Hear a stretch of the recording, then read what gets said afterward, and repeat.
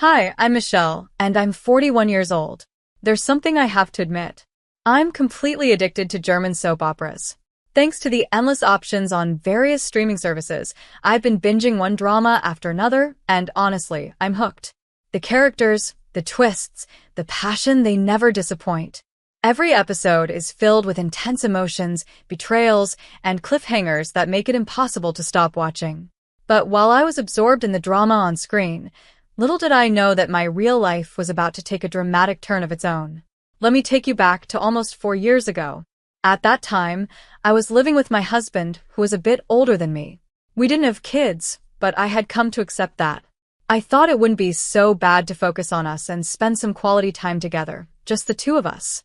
Things seemed fine, or at least I thought they were until one day, everything started to unravel. It all began with a phone call from my best friend, Laura. Laura and I had known each other since we were kids. She had even been at my wedding, so we shared a long history. When I saw her name on my phone, I was excited to catch up, but her voice sounded different this time, quieter, more serious. Hey, Michelle. It's been a while. I just wanted to let you know I got divorced. Her words hit me like a ton of bricks. I hadn't seen it coming at all. Oh my gosh, Laura, I'm so sorry, I said, feeling a mix of surprise and sympathy. That must have been so hard for you. Let's hang out soon. We can grab some drinks and talk, okay? After we ended the call, I was still in shock. I felt bad for Laura, but I was also eager to share the news with my husband. As soon as I got home, I started to bring it up, but before I could say anything, my husband casually said, "I know, Laura got divorced, right?" I froze. How could he possibly know that? I hadn't told him yet. Confused, I asked, "Wait, how do you know she got divorced?" I didn't mention it. He looked a little flustered, like he was caught off guard, and mumbled, "Oh, I must have overheard you talking about it or something." Something didn't feel right. I was sure I hadn't said anything to him about Laura's situation yet. But, trying not to overthink it, I went along with the conversation and added, "Well, yeah, she's divorced now. We're going to meet up for drinks soon, just a girls' night out."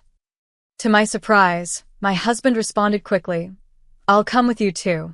It'll be good for Laura to have both of us there to support her." I was baffled. "Wait, you want to come? This is supposed to be a girls' night. I mean, I'm not sure why you'd want to come." He insisted, though, telling me to ask Laura if she'd be okay with him joining us. It was strange, but I reluctantly agreed and called Laura to tell her about it. Honestly, I expected her to say no after all. Who brings their husband to a girls' night out, especially when you're supposed to be comforting a friend? But to my surprise, Laura's response was, "Sure, that sounds great. Let's all have a drink together." Her enthusiasm threw me off. I had hoped she would suggest keeping it just between the two of us, but instead, she seemed more than happy for my husband to tag along. Suddenly, I found myself in a situation I hadn't expected, one that felt uncomfortable and confusing. I wasn't thrilled about the idea of the four of us going out together, especially considering this was supposed to be a chance for Laura and me to bond and for her to share what she was going through. But now it felt like I was being pulled into something I couldn't quite put my finger on. My husband's sudden interest in joining us and Laura's surprising agreement didn't sit well with me, but I couldn't explain why. In the end, we went out as planned, but I couldn't shake the feeling that something was off. What started as a simple plan to catch up with my best friend turned into an evening that left me with more questions than answers. It was a night I'd rather not repeat. And just like the soap operas I love so much, the real drama in my life was just beginning. I was the only one who left that night feeling a little strange. Everything had seemed perfectly fine, though me, my husband, and Laura had all gathered for a night out together. To be honest, it was more fun than I expected. Laura mostly vented about her ex-husband, complaining about his bad behavior and lack of consideration during their marriage. We laughed, trying to lighten the mood and make her feel better. At one point, it felt like Laura had the whole room to herself, airing out her frustrations while my husband and I chipped in with jokes. It was nice to see Laura in a good mood, especially since she had just gone through a divorce. I was happy that we'd all come together that night to support her. For a while, it felt like old times, just friends having fun. But then, something happened that changed the tone of the evening for me. At one point, I excused myself to use the restroom. I didn't think much of it until I came back and noticed something that made me pause before returning to the table. The way Laura and my husband were looking at each other, the way they were talking, it seemed too intimate. I couldn't put my finger on it, but their body language, the eye contact, it was unsettling. They hadn't seen each other in years, not since our wedding. So how did they become so close again just after a few drinks? For a moment, I felt like I was interrupting a date between two people who were just too comfortable with each other. My mind raced with doubts, but I pushed those thoughts aside and sat down. As soon as I took my seat, everything seemed to go back to normal. They acted like nothing had happened, as if the strange moment I'd witnessed was all in my head. I wondered if I was overreacting, but I couldn't shake the uneasy feeling. It lingered, casting a shadow over the rest of the night. When it was time to leave, I decided to pay the bill, hoping to bring the evening to a close. Laura was very drunk by this point, and as I prepared to help her, my husband suddenly said, "I'll take her home." His nonchalant attitude caught me off guard. It wasn't, "Let's take her home," but, "I'll take her home." The casualness of it stung a little. I blinked, confused. "Wait, why you? I'm your wife, and I'm not as drunk as she is. We should take her together." But he brushed me off. "She's living alone now, and she's wobbling. It's too late for her to go home alone. You take a cab and go home yourself." Something didn't sit right. "If you put her in a cab, she'll go straight to her apartment." "What's the problem?" He shook his head. "I'm worried she won't make it to her apartment on her own." I froze. How did he know Laura was living alone now? Did she tell him while I was in the bathroom? It was possible, but that small detail only made my discomfort grow into full-blown suspicion. The pieces didn't fit. But instead of pushing back, I said quietly, "Fine. I'll go home myself then." With that, I left the restaurant, leaving my husband and Laura together. It wasn't what I wanted to leave her alone with my husband, but something else occurred to me. Going home alone gave me the chance to dig into whatever was happening between them. The air felt thick with something unsaid, something I needed to figure out. As soon as I got home, I knew where to start. My husband had a private study in the house, a space he kept to himself. It wasn't a bedroom, but a personal sanctuary filled with his books, papers, and work. And maybe, just maybe, it held the answers I needed. I stepped into his study with my heart pounding, feeling the weight of my suspicions. I wasn't sure what I would find, but at that moment, I realized I couldn't ignore the signs any longer. Whatever was going on between Laura and my husband, it was time to find out the truth. I couldn't shake the feeling that something was wrong. I thought about going to Laura's place to confront her directly, but that seemed too harsh. The idea of searching for answers in my own home felt both right and incredibly insulting at the same time. With this conflict in my mind, I started looking through my husband's study, scanning the shelves for anything out of place. That's when I found a simple photo album tucked away, something I didn't remember ever seeing before. My heart pounded with dread as I reached for it, knowing deep down that whatever was inside, I probably didn't want to see. With shaky hands, I flipped through the pages, and instantly, I wished I hadn't. The album was full of pictures of my husband and Laura, smiling together, looking far too happy. As I flipped through more pages, it became clear. They had been meeting secretly for years. Judging by Laura's different hairstyles and my husband's clothes, this affair had been going on almost since the beginning of my marriage. Over 7 years, they had been seeing each other behind my back. The weight of it hit me like a tidal wave. I felt sick. My stomach churned, combining my drunkenness with the disgust and betrayal flooding through me. I rushed to the bathroom, barely holding back the urge to vomit. Just as I leaned over the sink, I heard the front door open. My husband had come home. "Oh, you threw up? You drank too much, didn't you?" he said casually, as if nothing was wrong, gently rubbing my back. "Don't touch me," I snapped, shoving him away and slapping his hand.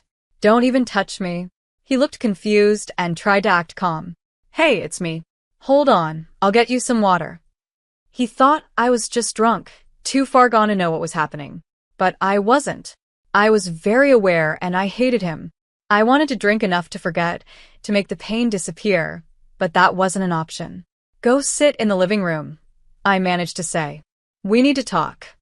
He paused, then asked, What's wrong with you? You're in a bad mood because I dropped Laura off? Seriously? He tried to make light of it, almost like he was joking, but his attempt at humor made me sick. I took a deep breath and gathered my thoughts. I wasn't going to play games. Let me ask you something, I said, walking into the living room with the photo album in hand. I held it up, showing him the cover. His face immediately went pale. First question, I continued, my voice steady despite the storm inside me. What does this picture show? He didn't answer, his silence telling me everything I already knew. Second question, I pressed. This is a yes or no question. Is there any wife in the world who could look at this photo and be okay with it? Again, silence. I took a step closer, my anger rising. Third question, how do you think I feel right now? Go ahead, give me your answer. He stood there, speechless, refusing to look me in the eyes. The quiet was unbearable, making me even angrier. Why don't you say something instead of just standing there? I spat, my voice shaking with rage. Stop acting like this is my fault. Finally, after what felt like an eternity, he sighed and spoke. Okay, I cheated. I'm really stupid. I'm sorry. His apology felt hollow, empty, like he was only saying it because he had been caught. There was no real emotion behind it, no regret. If he had broken down, cried, and begged for forgiveness, I might have felt better. But the way he was so calm and detached made me feel even worse. Then, without warning, he said the words that shattered everything. She's the one for me, he admitted, his voice quiet but firm. Laura and we both married the wrong people. After all these years, after everything, we finally found each other. We're soulmates. I stared at him, unable to process what I'd just heard. Soulmates? Destiny? What was this, some kind of romantic poem? It was like I didn't even know the man standing in front of me. What are you, a poet now? I snapped, disbelief and hurt washing over me. I couldn't believe he was saying these things so casually, like it was all part of some love story I was supposed to understand. But I didn't understand. I couldn't. After years of marriage, years of trust, he was telling me that it had all been a lie, that his heart had belonged to someone else the whole time. And worse, that someone was my best friend. At that moment, the reality of it all hit me. There was no fixing this, no going back. The person I thought I knew, the life I thought I had, was gone. And as I stood there, holding that photo album, I realized that the real drama wasn't in the German soap operas I watched on TV, it was happening in my own life. I was completely speechless. One moment, my husband was confessing to an affair with Laura, and the next he was talking about soulmates and spirituality, as if he'd suddenly transformed into some kind of spiritual guru. I know I made a mistake marrying you, he began. Our soul vibrations are different. We can't be happy together. This is all a test of fate for me and Laura. I just stared at him, my mind struggling to keep up. What on earth was he talking about? He had gone completely off the deep end, into some other dimension I couldn't reach. You and I were not connected on a spiritual level, he continued, looking at me like he was doing me some kind of favor by explaining. I hope you understand. Understand? I didn't understand anything. I had no idea what soul vibrations meant or what kind of test of fate he was talking about. What I did understand was that my husband and my best friend had betrayed me. That much was clear. But strangely, I couldn't even cry. I felt numb. In my mind, I was already giving him up to Laura. If they wanted to be together, fine. He wasn't exactly the greatest husband, and frankly, they probably deserved each other. I have no idea what you're talking about, I said, cutting through his spiritual nonsense. Except for the fact that you're speaking English. He looked a little stunned, but I wasn't done. Honestly, I don't think you and I are compatible either. I always knew you were a bit crazy, but this? I don't understand any of it. My husband sighed, like he had been expecting this response. So, if you feel that way, you'll agree to divorce me peacefully, right? I want to be with Laura. I saw where this was heading. He wanted out clean and simple. No més, no conseqüències. But I wasn't about to let him off that easy. Oh, I see, I said, playing along. So, no alimony then, huh? He looked confused for a second, like he didn't understand what I was getting at. What? I mean, no, that's not what I cut him off, my voice flat and emotionless. I'm sorry, I must not be spiritually tuned in. I can't hear you anymore, whereas just a minute ago I could. My husband blinked, trying to process my sarcastic reply. What? Amy, what are you talking about? I had given him a ridiculous answer to his ridiculous request, and now he was the one who was confused. But I didn't care. I stayed silent, completely ignoring him as I walked into the bathroom and turned on the shower. I could hear him shouting behind me. Amy, what kind of person just walks away in the middle of an important conversation? I'll never be free unless you agree to divorce me. But I wasn't listening. In my mind, I was already free. From that moment on, he was nothing more than a speck of dust, as worthless as mold in the corner of a bathtub. He meant nothing to me anymore. I had made up my mind.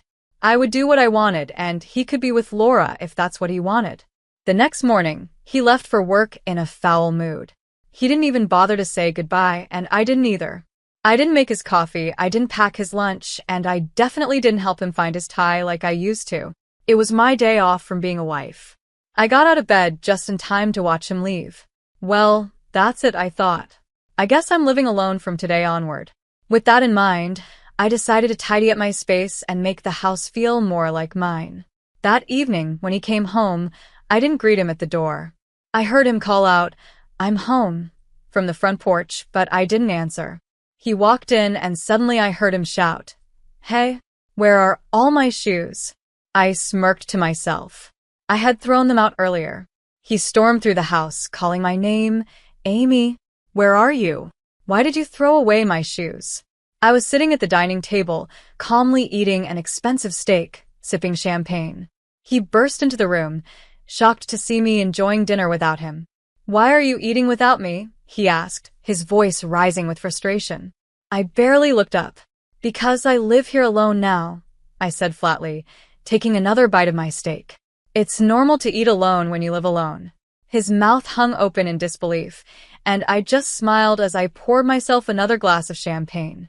"I've saved up plenty of money," I said, waving a hand toward my meal. "So, I'm enjoying the finer things now. Expensive steak, fine champagne, this is my life from now on."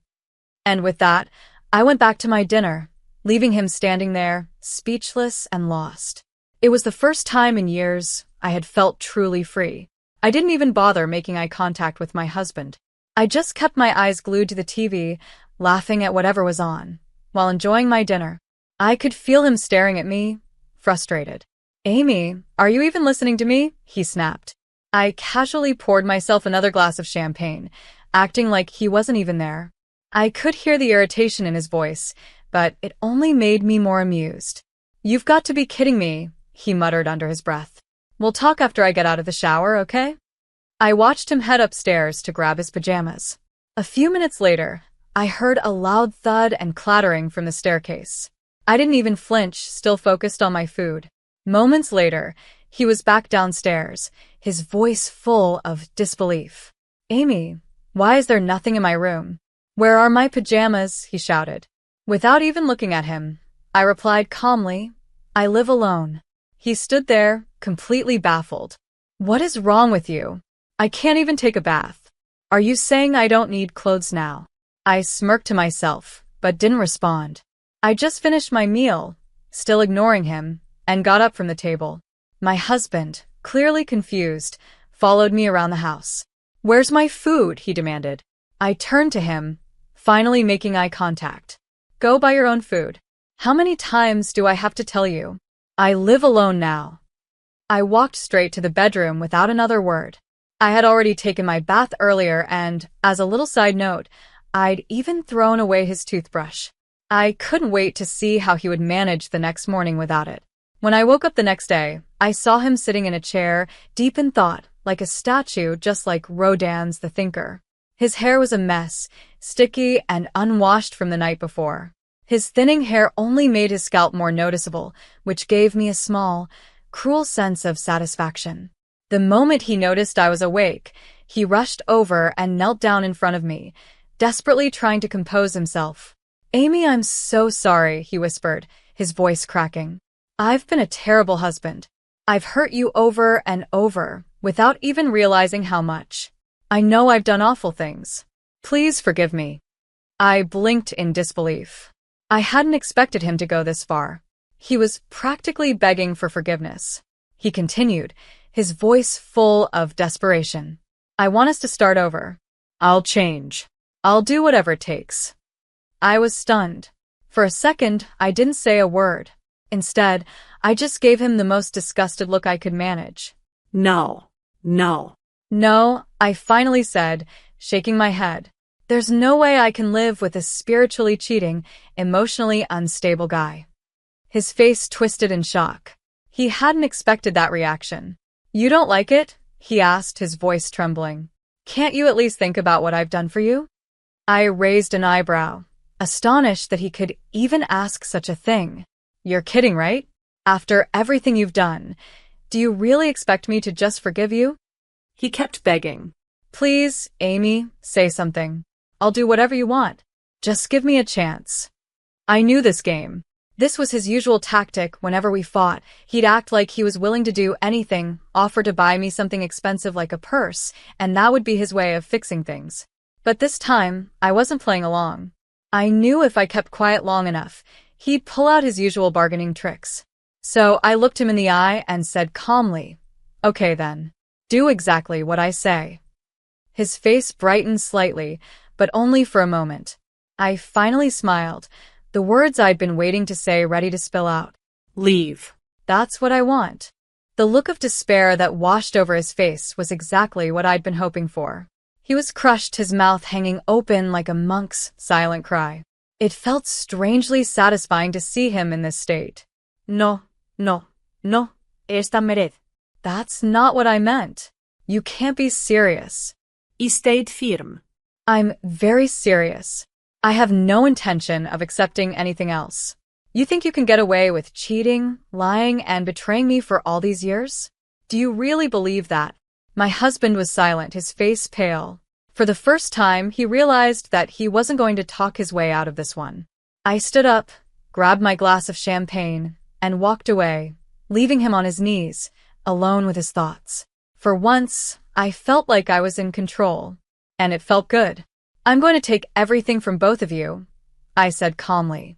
"Otherwise, I will do everything in my power to make sure you regret it." My husband saw the serious look in my eyes and hesitated. "Okay," he muttered. I smiled. "I will be asking for compensation from both you and Laura for what you've done. And I'll be telling her ex-husband everything, too. You'll both probably end up paying alimony. Good luck with that." "What do you mean?" he asked, confused. I stood up. "Come on, get your stuff," I said, pushing him to gather his things. "Grab your work stuff and let's go." I forced him to pick up his bags and dragged him toward the front door. "Where are you taking me?" he asked, still in shock. "Outside," I replied. "I'm keeping this house, so it's mine now. It's not right to have strangers in my house." "Wait," he pleaded. "Can't you at least wait until after the divorce?" "That's not going to happen," I said, shaking my head. "Why not?" "What the hell, Amy? You were quiet for so long, and now suddenly you're cold and heartless. Shut up and get out," I snapped, pushing him out the door with all the strength I had. Years of anger and stress had built up inside me, and at that moment it all came pouring out. I guess sometimes you really do build up negative energy. Before the divorce papers were served, we all sat down to talk, my husband, Laura, her ex-husband, and me. Laura admitted that she had fallen in love with my husband at our wedding. She had approached him shortly after, and that's when their affair started. They kept their relationship secret, planning to wait until both of them were divorced so they could be together. They had been cheating on both families. When Laura's ex-husband found out, he was devastated. But honestly, when I heard all of this, I didn't feel much. If anything, I was grateful because I could use all the facts as proof when asking for alimony. After being kicked out of her house, my husband moved in with Laura. But when she received alimony demands from both me and her ex-husband, reality hit her hard. She realized, we can't get married if we're both in debt. She dumped my husband and kicked him out of her apartment. I couldn't help but laugh. Wasn't she your soulmate? The one who was spiritually connected to you? And now you're losing her over money? Needless to say, I was disgusted by the whole situation. This is what you get for betraying your wife. I thought to myself. 5 years have passed since then. My ex-husband is still paying alimony, but he had to retire early and ended up using most of his retirement money for it. He's barely making ends meet. As for Laura, she's deep in debt, and there's no chance she'll find a man who would marry her now. He hasn't changed much. It seems Laura is working in a tough job now, especially since she's used up her savings paying alimony. As for me, I've received a good amount of money, but I don't do anything special except focus on my work. Life is unpredictable, so I'm just trying to live simply and do what makes me happy. Like they say, if you're ready for anything, you're ready for everything. I spend my days looking forward to watching German soap operas, which I enjoy every day. Recently, I met someone at work who loves them as much as I do. We're even talking about going to Germany together one day, and I'm really looking forward to that. Of course, I won't be checking if our soul vibrations are compatible. I just want to live a peaceful, happy life. My main goal now is simple: to live happier each day.